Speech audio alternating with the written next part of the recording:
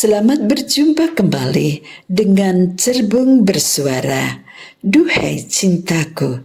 Kali ini episode yang ke-12 mengambil judul Jebakan Batman kali ya. Pendengar, di channel saya Tri Indaryati, Anda akan mendengarkan riuhnya cinta di hati kedua pasangan.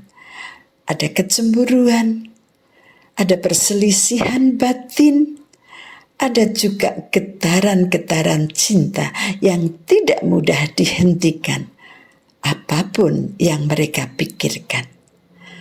Tapi cinta silang antara kedua sahabat ini menjadikan hati mereka selalu dak-dikduk.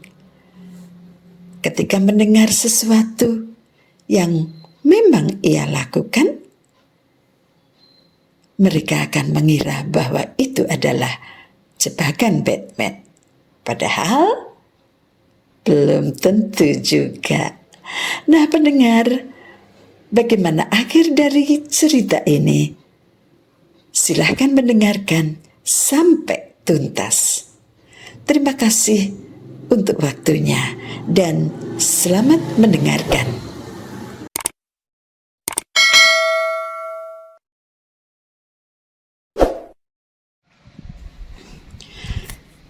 Berempat mereka berangkat nonton film, meskipun mereka juga belum tahu film apa yang akan mereka tonton. Pokoknya keluar rumah dulu saja. Mereka berangkat terlalu awal untuk film yang diputar jam 21. Tapi sudah terlambat kalau mau ngejar film yang jam 19. Sudah 15 menit terlambatnya. Belum waktu untuk perjalanan ke gedung bioskop dan juga untuk melakukan ini dan itu. Mereka setuju untuk nonton jam 9. Dan sambil menunggu waktu, mereka memutuskan untuk makan malam terlebih dahulu. Karena Rama yang pegang setir, biasanya yang duduk di samping kemudi ya Ara pacarnya. Tapi Erlin terlalu cerdik untuk mengatur semua itu. Ia tidak ingin duduk di kursi belakang driver bersama Hendra. Ada rasa gak suka, gak nyaman gitu. Padahal dulu Erlin suka nempel terus pada Indra, baik kalau berboncengan maupun naik mobil. Kalau berboncengan motor, Erlin selalu gamblok. Gak ada batas antara tubuhnya dan punggung Hendra. Kalau naik mobil, ketika Hendra memindahkan gigi persneleng, langsung saja tangannya ditangkap dan digenggam. Dan baru akan dilepas ketika Hendra perlu memindah gigi persneleng lagi. Namun sekarang kok lain banget ya. Cuma sekedar duduk jejer saja rasanya kok males. Menguap kemana kemesraan yang dulu terjalin rapi, lembut, dan menguasai jiwanya itu. Erlin tidak tahu kapan persisnya perubahan itu terjadi. Apalagi yang menjadi penyebab pudarnya kemesraan itu masih merupakan teka-teki yang entah kapan bisa terjawab. Kalau dipikir-pikir lucu juga ya. Erlin sendiri tidak tahu dengan perasaannya yang seperti itu. Apa sih kurangnya Hendra? Coba. Ganteng, gagah, smart, dan kaya. Banyak cewek berlomba untuk dekat dengannya. Tapi begitu tahu kalau Hendra sudah punya pacar dan gadis itu adalah seorang Erlina yang cantiknya gak ketelungan, mereka mundur satu-satu. Gak sanggup deh bersaing dengan Erlina. Dra, kamu duduk di kursi depan saja ya.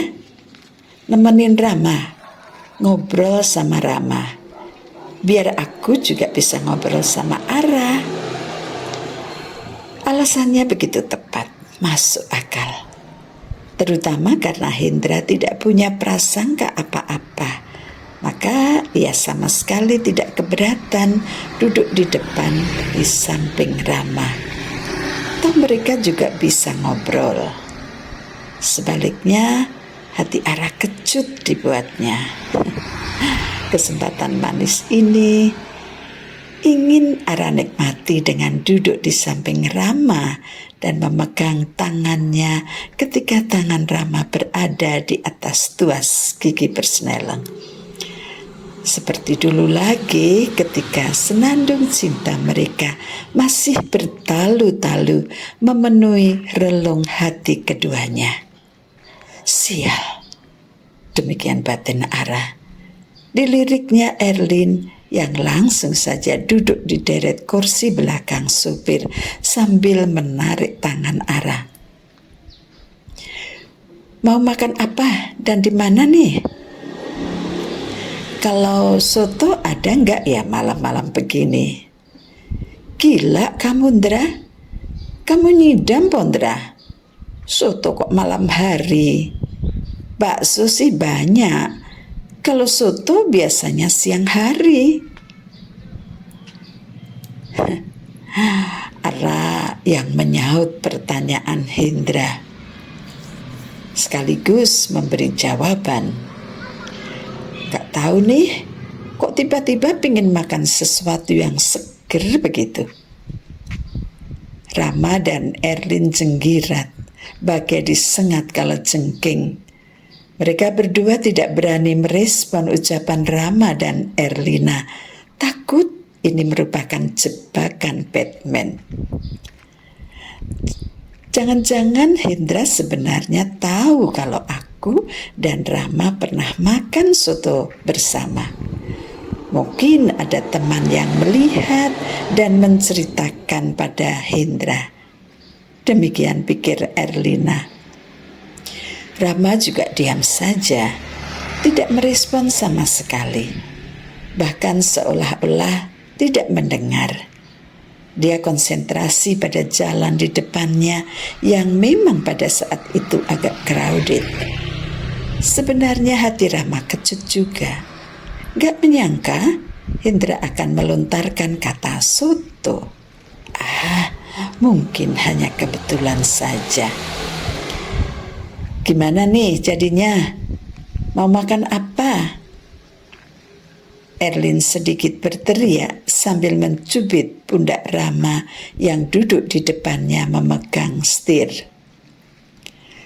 Kalau aku ya itu tadi, kepingin makan soto. Bukan Rama yang menjawab, malah diserobot oleh Hendra. Hendra mengulang keinginannya yang tadi belum direspon teman-temannya. Lah kamu tahu nggak, Ndra, di mana yang jual soto? Nggak tahu. Hendra menjawab dengan enteng, sedangkan Rama dan Erlinnya mendengarnya sambil menahan perasaan sampai perutnya mules.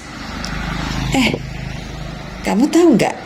Ada warung soto ayam kampung enak sekali, laris pokoknya. Pelanggannya banyak. Tapi ya bukanya pasti hanya siang hari ya. Di mana tuh, Ndra? Desa Ara.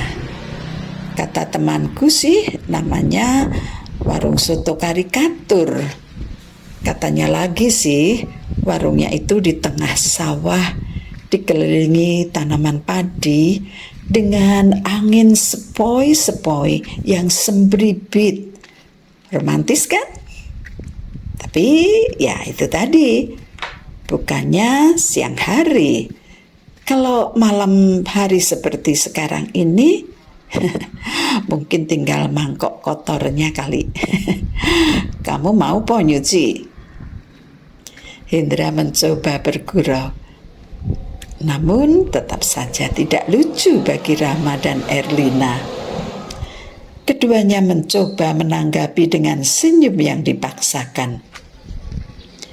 Itu pun tak mengubah apapun. Hati keduanya tetap deg-degan dan berharap lelucon tak lucu ini segera berlalu. Beberapa pertanyaan kembali mencuat di benak Erlin dan Rama.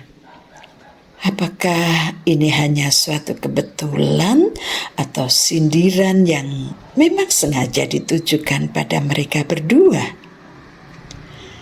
Sebetulnya Rama tidak tahan dengan suasana seperti ini, tapi dia harus super hati-hati. Sekali dia salah ucap, bisa jadi malah merupakan sebuah pengakuan. Kebimbangan berkecamuk di hati Rama. Sebaiknya dia berterus terang kalau pernah makan siang di warung soto karikatur bersama Erlin, atau tetap menyimpan rahasia ini ya.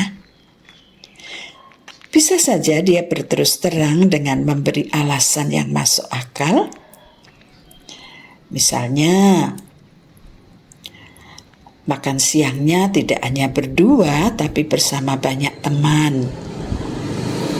Ada yang lagi ulang tahun, dan mereka rame-rame merayakannya dengan pergi ke warung soto karikatur di Desa Keparakan Wetan. Akan semakin panjang saja.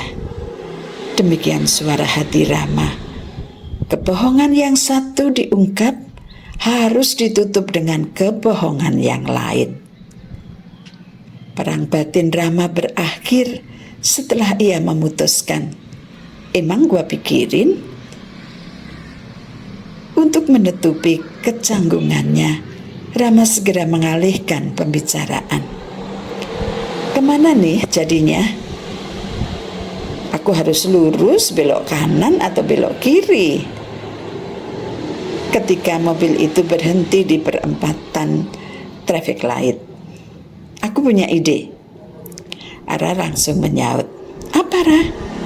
Tanya Erlin dan Rama hampir bersamaan. Gimana kalau kita makan seafood saja? Di tempat biasa, langganan kita itu loh. Setuju, Ra? Sudah lama kita nggak ke sana ya. Aku kangen sama kepiting saus madunya. Erlin segera menyaut, biar urusan tempat makan segera beres. Setelah urusan perut selesai, mereka bergegas menuju gedung bioskop XX1. Entah siapa yang mengatur, atau sekali lagi ini hanya sebuah kebetulan saja. Urutan masuk ke deretan tempat duduk. Yang paling depan adalah Ara, disusul Rama. Setelah itu Erlina, dan yang terakhir adalah Hindra. Memang ini urutan berpasang, tapi biasanya cewek jejer cewek, terus diapit oleh cowok-cowok mereka. Siapa sih yang punya aturan seperti itu? Gak ada patokan duduk di gedung bioskop itu. Demikian pikir Erlin yang tidak berharap sebelumnya bisa duduk di sebelah Rama. Erlin duduknya diapit oleh Rama dan Hindra. Deg-degan juga dia. Mungkin Ara memang pingin duduk seperti itu. Bisa di samping Ara, bisa di samping Rama, namun tidak bersebelahan dengannya, supaya kalau menyampaikan sesuatu atau membisikkan sesuatu, Erlin tidak perlu mendengarnya. Itu taktik kali ya. Itu adalah privasi mereka berdua. Erlin maklum akan sikap Ara, kalau benar dugaannya, dan ikut merasakan bagaimana perasaan Ara setelah sedikit ada perselisihan dengan Rama. Ditolehnya Hindra yang duduk di sebelah kirinya. Hindra pun merespon dengan menatap wajah Erlin. Ingin kubelikan sesuatu, Popcorn atau permen atau yang lain? Enggak lah, Hindra, udah kenyang. Terima kasih. berkata begitu, Erlin memberikan senyum manisnya kepada Hendra. Dan bagi Hendra, senyum seperti itulah yang selama ini ia rindukan. Rasanya sudah beberapa saat lamanya senyum itu tak pernah diberikan Erlin untuknya. Malam itu Hendra benar-benar merasa bahagia.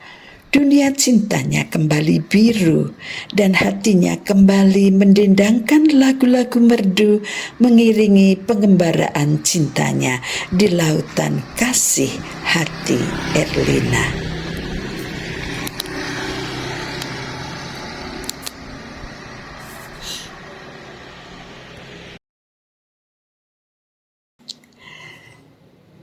Telah menghilang dari ruang dengar Anda, Cerbung bersuara, Duhe Cintaku, episode yang ke-12, jebakan Batman kali ya.